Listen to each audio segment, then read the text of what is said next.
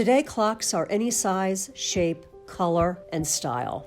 Clocks serve a myriad of functions, from waking you up in the morning to helping you cook dinner. But if you want to decorate with a clock, first you want to ask yourself, will it have prominence in the room, or will it be a part of other decor in the room? For instance, do you want to put a clock on a bookcase, or do you want to hang it on a wall, being the main focal point in your room?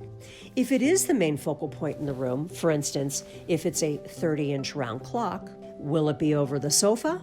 And if it is, how do you decorate around that clock? Well, you can put ledges on each side of the clock and put pottery, vases, or artwork on those ledges that anchor that clock. The clock will be the main focal point, so the items that you put on those ledges or shelves on each side of the clock should be rather small. If the clock is small and you want to incorporate it into your room, then I would suggest putting it with several other decor items. For instance, coffee table books, a small plant, or vases and bowls.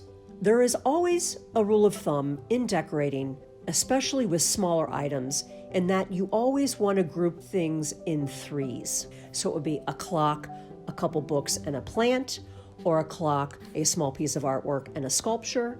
3 is the magical number when we're talking about decorating.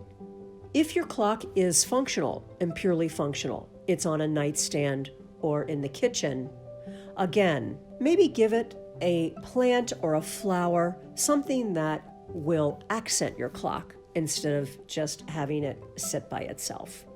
Hope that helps. Happy decorating.